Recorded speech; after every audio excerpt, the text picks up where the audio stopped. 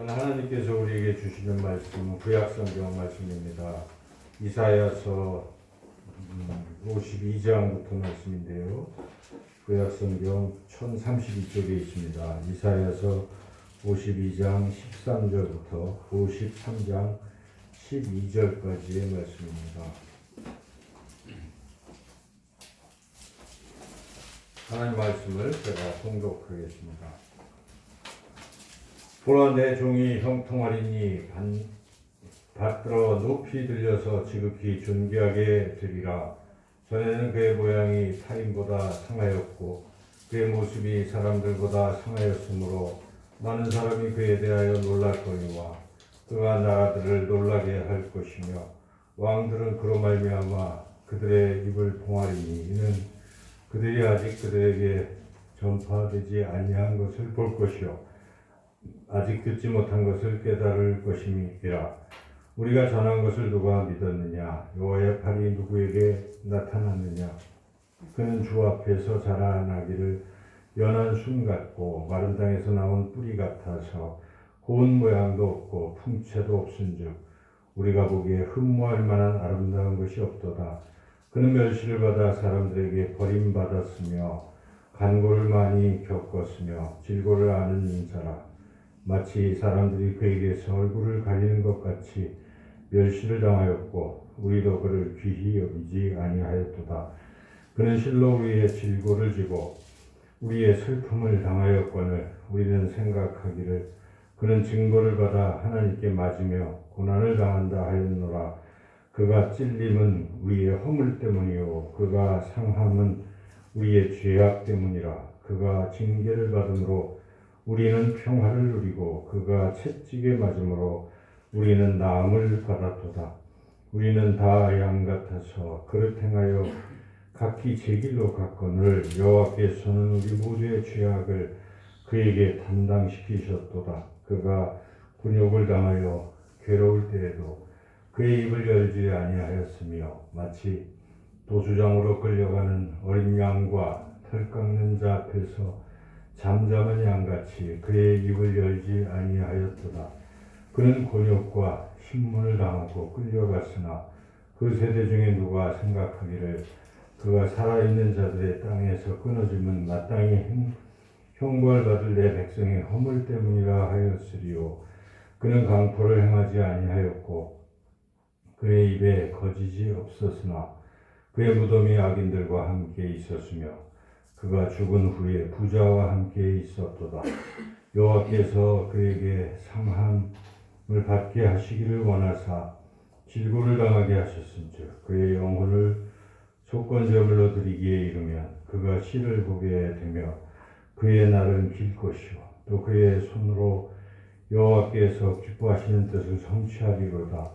그가 자기 영혼에 수고한 것을 보고 만족하게 여길 것이라. 나의 의로운 종이 자기 지식으로 많은 사람을 의롭게 하며 또 그들의 죄악을 친히 담당하리로다. 그러므로 내가 그에게 존귀한 자와 함께 몫을 받게 하며 강한 자와 함께 탈취한 것을 나누게 하리니 이는 그가 자기 영혼을 버려 사망에 이르게 하며 범죄자 중 하나로 헤아림을 받았음이니라. 그러나 그가 많은 사람의 죄를 담당하며 범죄자를 위하여 기도하였느니라. 아멘. 기도하겠습니다. 하나님, 이 시간 하나님의 말씀을 듣기를 원합니다. 주의 성령께서 역사해 주셔서 전하는 자의 부족한 입술을 주관하시고 또 듣는 우리 모든 심령의 귀를 활짝 열어주셔서 하나님의 말씀이 바르게 깨달아지고 그 말씀을 믿게 하시고 그 말씀으로 이 십자가의 귀한 사랑의 은혜를 더욱 다시 한번 깊이 깨닫는 시간 되도록 성령께서 역사해 주시길 원하오며 예수님의 이름으로 기도드리옵나이다. 아멘. 네. 오늘 우리가 읽은 이 말씀은 구약 성경에 있는 말씀들 가운데에 예수님께서 왜 십자가를 지셨는가 그 이유를 가장 잘 알려주는 말씀입니다.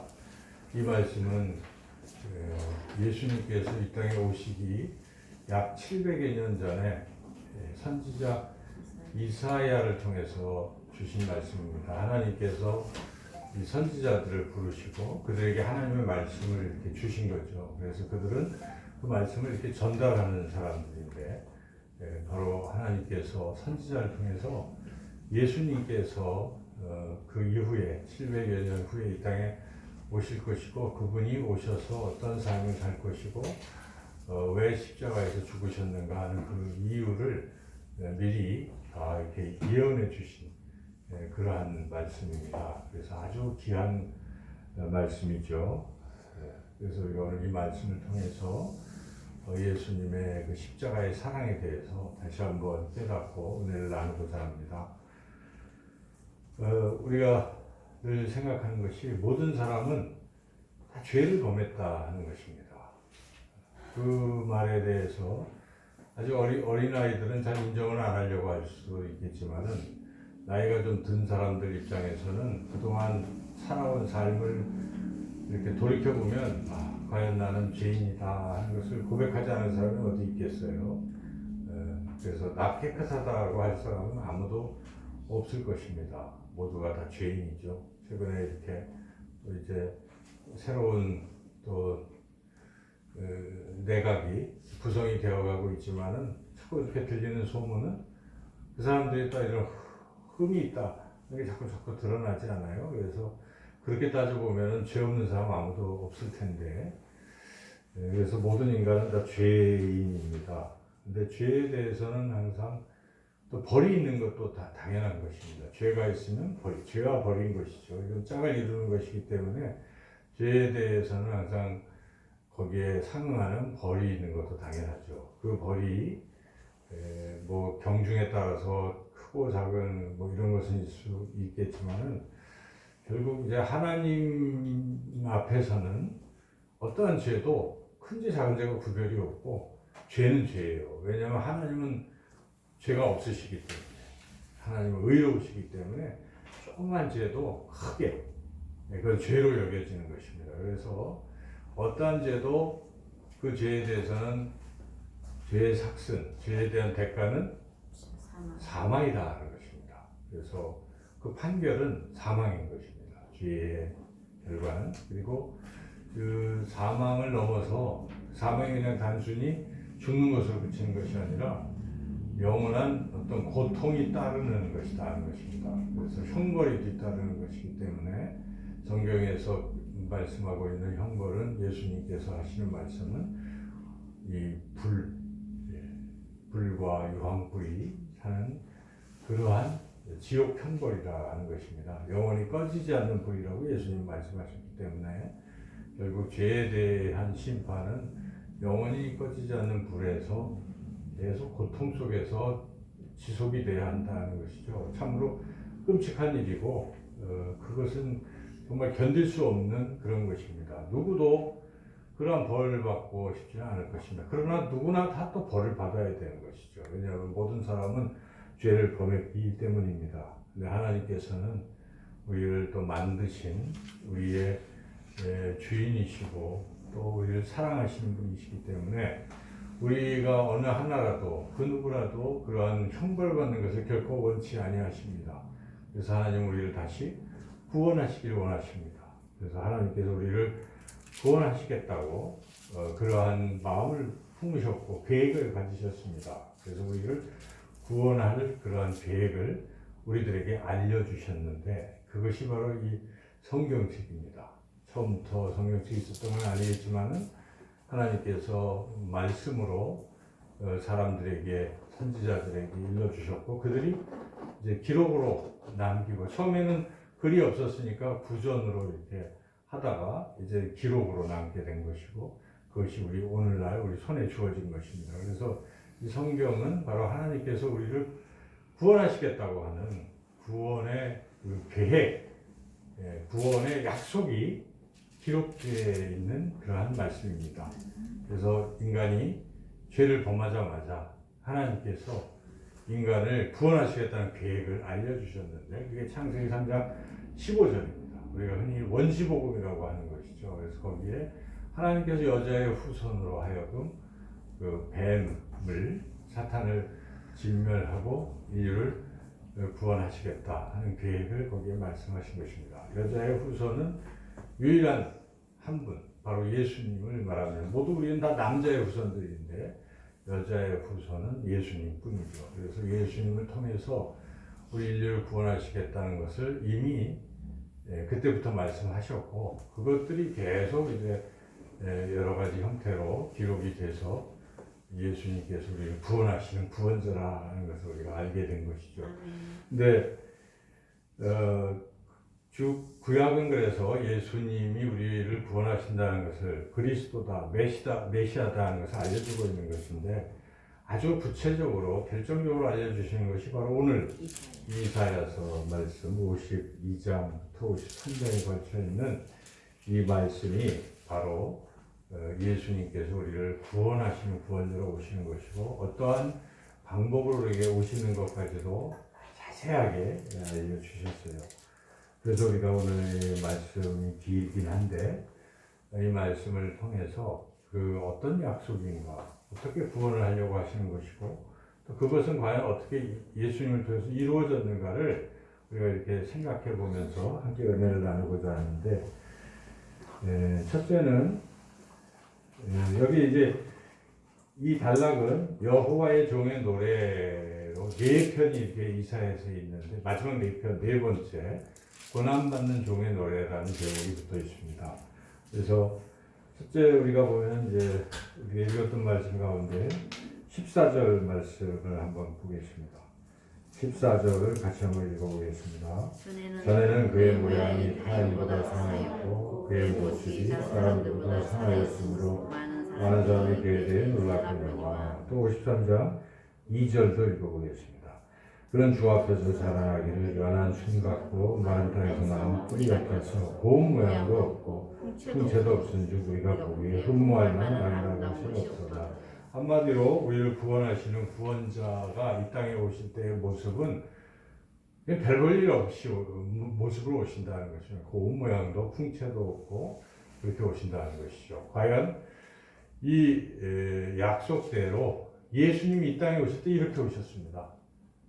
그죠? 여러분 예수님이 뭐 화려한 궁궐에서 이렇게 오신 게 아니에요. 예수님은 말구에서 이렇게 오셨어요. 얼마나 천한 모습입니까? 태어날 곳이 없어서 말 먹이통에 이렇게 오셨던 아주 그러한 초라한 모습으로 예수님이 오셨어요. 우리가 성탄만 되면 막 나름 그렇게 화려하게 하고는 있지만은 사실은 예수님이 오실 때의 그 모습은 정말 초라한 말구에서 그렇게 오셨다는 것입니다. 그리고 우리 예수님께서는 그러한 모습으로 이 땅에 오셨다는 것이죠. 그래서 그리고 또 아주 시골에서 태어났습니다. 베들레헴이 유명하지만 작은 마을이에요. 베들레헴은 아주 작은 마을에서 태어나셨고 그리고 또 목수의 아들로 태어났어요. 가문도 별거 할 일이 없는 거죠. 뭐 당시에 목수는 그렇게 귀한 직업이 아니고 천직인데 그 목수의 아들로 태어나서 또 목수 역할을 하시고 그리고 당시에 뭐 이렇게 학문적으로 뭐 배운 것도 없어요. 아무것도 배운 것도 없고 그래서 뭐 이렇게 보면은 그냥 하찮은 그런 존재로 예수님이 오셨다 하는 것입니다. 보통 유대인들이 메시아 하면은 뭔가 그런 사람으로 생각하고 있었지만 이사야가 예언한 것은 그런 모습으로 오신다라는 걸 예언했고 그 예언 그대로 예수님은 그렇게 이 땅에 오셨습니다. 그러면 우리가 생각해 볼 것이 왜 예수님은 이러한 모습으로 오셨을까? 좀 멋있게 오시지 이렇게 천한 모습으로 오셨을까? 여러분 왜 그렇게 오셨다고 생각하십니까? 그것은 가장 천한 사람들과도 함께 하시오.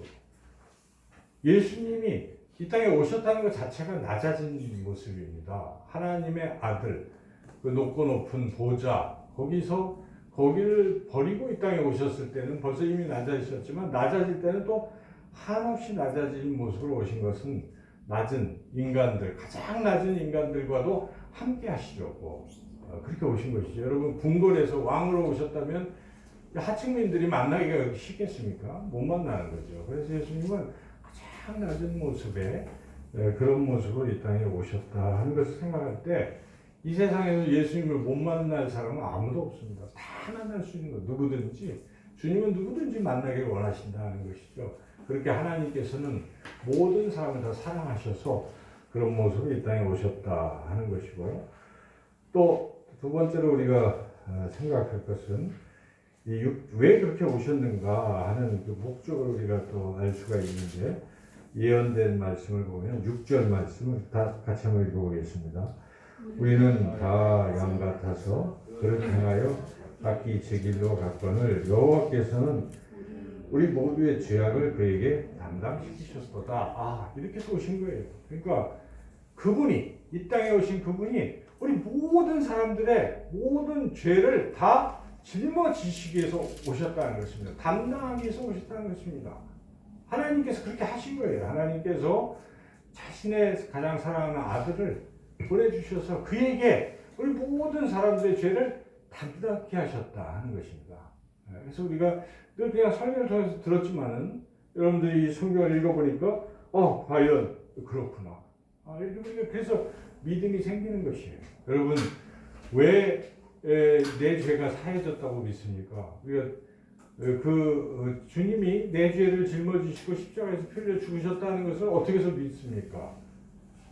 그냥 들었으니까 믿는 것일 텐데 사실은 그렇게 믿는 사람도 있고 안 믿는 사람도 있을지 모르겠는데 믿는 사람들은 성령께서 그렇게 믿게 해주셨으니까 우리가 믿는 거예요. 그래서 내 죄 사함 받았다.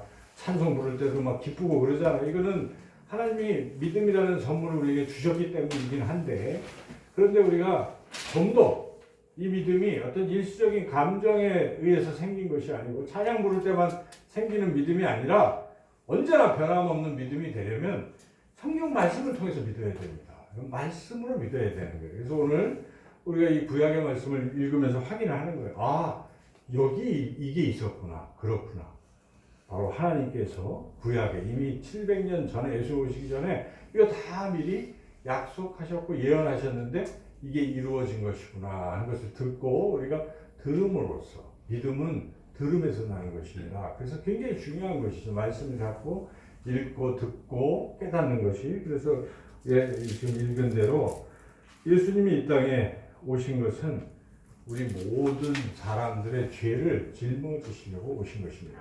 그래서 세례요한은 이 구약의 말씀을 알고 있었기 때문에 그분이 그리스도라는 걸 그가 이제 알고 제가 앞서서 예비한다고 하면서 딱 보니까 바로 예수님 볼 때 뭐라고 합니까? 보라! 세상 죄를 지고 가는 하나님의 어린 양이로다. 이렇게 그가 외쳤습니다. 그래서 구약에 있는 게 이루어진 거예요. 바로 우리는 확신을 해야 됩니다. 예수님은 모든 인류의 죄를 다 짊어지시기 위해서 이 땅에 오셨고 그 죄 가운데 나의 죄도 있는 것입니다. 나의 더럽고 추악한 과거, 현재, 미래 모든 죄를 주님께서 짊어지셨다는 것을 우리가 확신하시기를 주님의 이름으로 축원합니다. 이제 또 예수님께서 어떻게 약속이 돼서 오셨는가? 또 우리 10절 말씀도 한번 읽어보겠습니다. 10절 같이 읽어보겠습니다. 여호와께서 그에게 상함을 받게 하시기를 원하사 질고를 당하게 하셨으니 즉 거기까지만 읽어보겠습니다. 누가 원하셨습니까? 여호와께서 하나님께서 원하셨어요. 누가? 여기 지금 이 여호와의 종 바로 오실 메시아 예수 그리스도께서 상함을 받게 하기를 원하셨다. 질고를 당하게 하기를 원하셨다. 그래서 하나님의 뜻이라는 것입니다, 여러분. 예수님이 잘못해서 십자가에서 벌 받은 게 아닙니다. 그게 하나님 아버지께서 그렇게 계획하신 것입니다.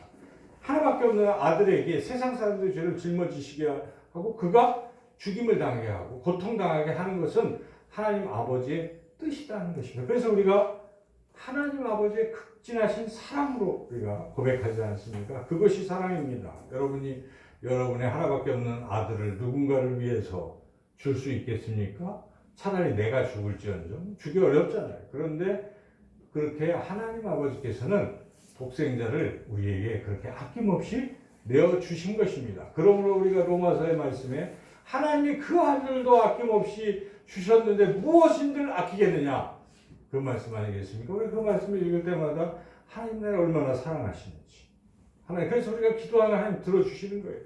아들도 주시는 이가 뭘 아까워하시겠어요. 그래서 우리가 그런 하나님의 사랑에 의지해서 기도하고 또 믿음으로 또 감사하고 살아가는 것이죠.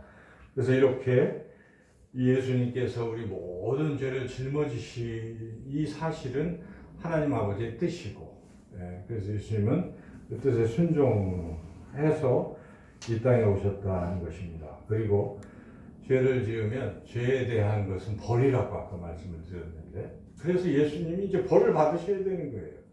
그 벌을 받으시는 것도 다 예언이 돼 있다는 것입니다. 그 벌을 4절을 같이 한번 읽어보겠습니다. 4절 말씀 읽어보겠습니다. 그는 실로 우리의 질고를 지고 우리의 슬픔을 당하였거늘 우리는 생각하기를 그는 징벌을 받아 하나님께 맞으며 고난을 당한다 하였도다. 5절 그가 찔림은 우리의 허물 때문이요 그가 상함은 우리의 죄악 때문이라.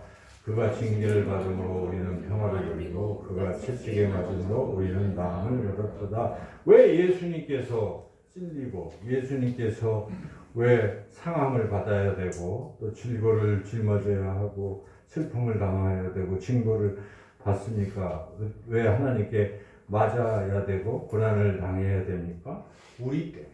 여기 나온 대로 바로 우리의 죄 때문에 그렇게 하셨다는 것이죠. 그래서 바로 예수님은 우리의 죄를 짊어지시고 그 다음에는 이러한 고난을 당하셨다 하는 것입니다. 그렇게 당하실 거라고 미리 이사야가 예언을 했는데 과연 그대로 예수님께서 그렇게 이런 고초를 겪으셨습니다. 여기에 5절에 찔렸다 하는 말, 그가 찔림. 이 문자적으로 실제로 예수님은 찔림을 당하셨죠. 십자가에서 여러분 가시면류관으로 이 머리를 찔렀어요. 그래서 피를 흘리신 것이고, 그리고 큰 대못으로 우리가 이렇게 영화 같은 거 보면 표현이 되어 있지만은 우리의 예수님의 이 손이 이렇게 달려서 대못으로 찔리고 발에도 하나 큰 대못으로 이렇게 찔림을 받고 나중에 이제 그 옆에 있던 군인들이 죽었는지 살았는지 확인하려고 창으로 옆구리를 툭 찔러서 거기서 피와 물이 나오는 것도 확인했어요. 그와 같이 우리 예수님은 그렇게 찔림을 당하셨다 하는 것입니다. 그리고 여기에 보면은 또 5절에 그가 또 채찍에 맞았다. 이 표현 그대로 로마 병정들이 예수님을 십자가에 달기 전에 채찍으로 고통을 가했던 것이죠. 그래서 이런 하나하나의 이런 예언들이 그대로 다 예수님을 통해서 성취되고 이루어졌다 하는 것입니다.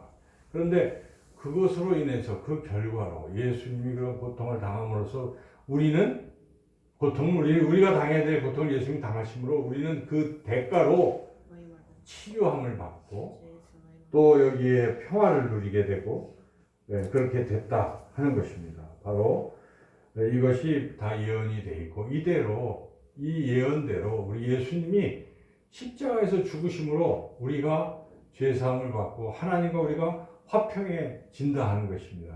이것은 우리에게 다 예언이 되어 있다는 것입니다. 이것이 바로 하나님의 그 극진하신 사랑 때문이다 하는 것을 오늘 우리가 또 이 말씀을 통해서 깨닫게 됩니다. 그리고 이제 예수님께서 십자가의 이 고통을 어떻게 견뎌내셨는가, 그때까지 어떻게 하는 것도 또 이미 또 이렇게 예언이 되어 있지 않습니까?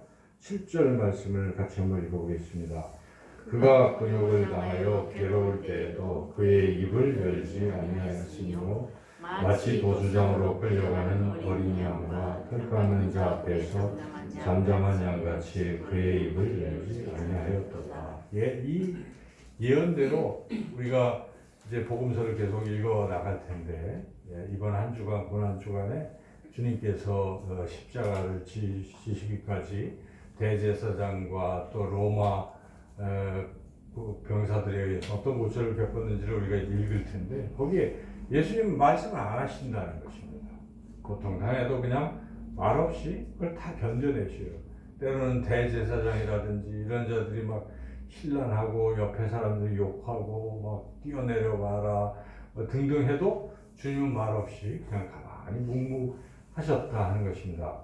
이렇게 예수님께서 하신 이런 일들이 구약의 예언을 그대로 다 성취하고 계시요. 그래서 구약의 기자들은 꼭 얘기할 때 이는 구약을 말씀을 응하게 하려 합니다 하는 것으로 다 하나하나 이루어졌음을 확증해 나가고 있죠.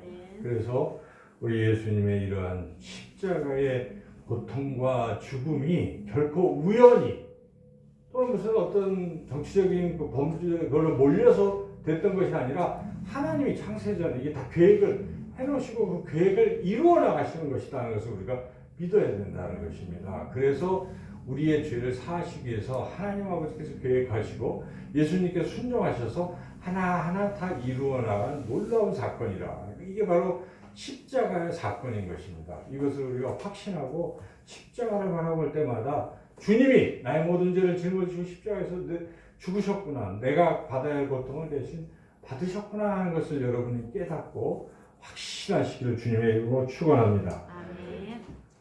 이렇게 이제 주님께서 십자가에 죽으셨는데 과연 이 십자가의 죽음으로 끝난 것인가? 그게 또 아니라는 것입니다. 바로 이 예언은 그 이상의 것을 우리에게 또 말씀하고 있습니다. 특별히 맨 앞에 처음 시작하는 그 부분에 13절 부분을 같이 한번 읽어보겠습니다. 52장 13절 말씀 읽겠습니다. 보라, 내 종이 형통하리니 받들어 높이 들려서 지극히 존귀하게 되리라. 그래서 이렇게 십자가에서 고통당하시고 죽으셨지만 하나님께서 다시 높여 주신다 하는 것을 말씀하고 있습니다. 우리 예수님은 십자가에서 죽으신 것으로 끝난 것이 아니라 사흘 만에 다시 살아나셨습니다. 부활하셨습니다. 그리고 40일 동안 이 지상에 계시다가 하늘로 올라가셨습니다. 승천하셨습니다. 그리고 하나님의 보좌 오른편에 앉으셨습니다. 극히 높이 되셨다 하는 그런 것이죠. 그래서 이것을 사도 바울은 빌립보서 2장에서 이 부분을 묘사를 하지요.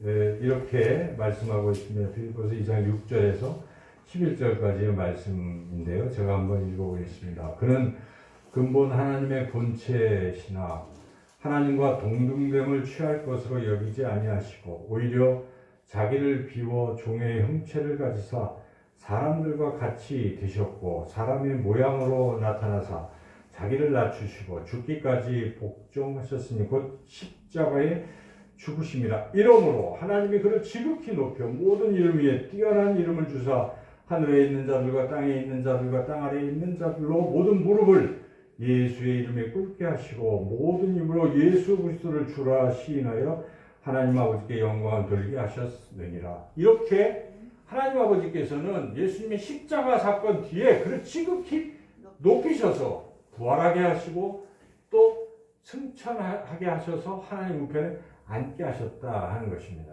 이게 바로 십자가와 부활이라는 것이죠. 그래서 이런 것이 지금 우리가 읽었던 이 이사야서에 그대로 다 미리 다 예언이 되어 있었고 700년 후에 예수님이 오셔서 그것을 하나하나 이루셨다 하는 것입니다. 그래서 우리가 이 부분을 생각하면서 우리의 신앙은 어떤 모습이 되어야 되겠습니까? 우리의 신앙은 십자가라는 이것을 지나야 됩니다. 그래야 부활이라는 영광이 우리에게 온다는 것입니다. 항상 고난을 빼면 안 됩니다. 십자가가 없는 부활은 없는 것입니다. 주님이 십자가를 겪으셨기에 부활의 영광이 주어진 것이죠. 그와 같이 우리도 신앙에서 이 지구상에서 이 땅에서 우리가 살아갈 동안은 어느 정도 이런 고난을 우리가 감내해야 되는 것입니다. 신앙생활에서 고난 없이 자꾸 신앙생활을 하려고 하고 자꾸 회피하려고 하기 때문에 부활의 영광의 참맛을 모르는 것입니다. 여러분 깊은 고난을 겪은 사람들은 영광을 아는 것이죠. 그래서 우리가 십자가의 깊은 것을 묵상하는 사람들은 부활의 어떤 기쁨을 우리가 또 얻게 되는 것입니다. 그것이 귀하다는 것을 아는 것이죠. 그래서 그러한 신앙의 자세를 우리가 가져야 되겠다는 것이고, 그리고 이 십자가의 믿음을 그저 관념으로 이렇게 하지 마시고, 말씀에 그대로 있기 때문에 말씀을 그대로 받아들이고, 그렇구나, 주님이 나의 모든 죄를 짊어지시고 십자가에서 죽으셨구나 하는 것을 확신하시기를 주님의 이름으로 축원합니다. 그래서 비록 내 죄가 아무리 더럽고 추악하고 할지라도 주님이 그것을 용서하셨다는 것입니다. 그래서 우리가 용서의 기쁨과 확신과 감격 속에서, 그렇다면 우리가 이제 어찌 살아야 할까를 생각하는 것입니다. 내 죄가 용서를 받았다는 것입니다. 이제 내가 어찌 살아야 할 것인가? 답게, 거룩한 사람답게, 하나님의 자녀답게 내가 더 이상 죄를 져서는 안 되겠다 하는 이런 마음을 가지고 살 필요가 있습니다. 그런 자존심이 있어야 되지 않겠습니까? 나는 이제 하나님의 자녀인데 내가 어떻게 다시 죄와 또 짝지고 죄 속에 뒹굴 수 있겠는가 하는 그런 자존심이 있어야 되는 것입니다. 그냥 똑같이 죄 속에 계속 있는다는 것은 죄사함의 감격도 없는 것이고 죄사함의 확신도 없기 때문에 그렇습니다. 정말 주님이 내 죄를 용서해 주셨구나 하는 확신이 들면 이제는 내가 거룩하게 하나님 자녀답게 살리라, 결단하고 살아가야 한다는 것입니다. 우리가 이번 사순절 기간에 그래서 첫 번째 기도 제목을 제가 끊어야 할 것을 끊게 하소서 이렇게 기도 제목을 한번 집어넣어 봤어요.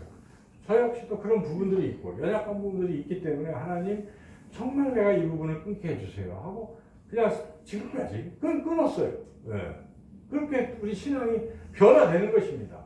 주님이 내 죄를 용서해 주셨다는 확신 속에서 이제 내가 의롭게 살아야지, 거룩한 길을 다녀야 되지, 그렇게 살아가는 것입니다.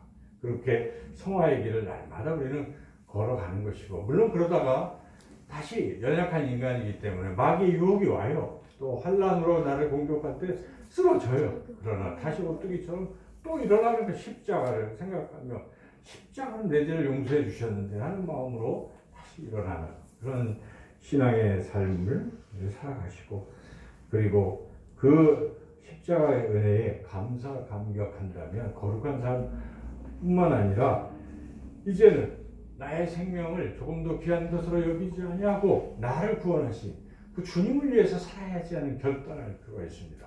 사도 바울이 그런 고백을 하지 않습니까?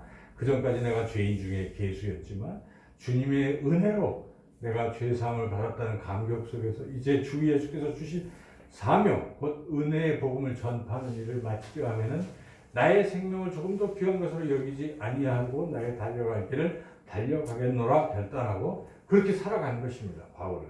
그래서 우리도 그와 같이 십자가의 그 은혜에 감사하고 또 남은 생은 주님의 그 주님을 위해서 십자가를 남들에게 전하는 십자가의 전달자로서 그렇게 살아가는 저와 여러분 모두가 되시기를 주님의 이름으로 축원합니다. 아멘. 하나님 감사합니다.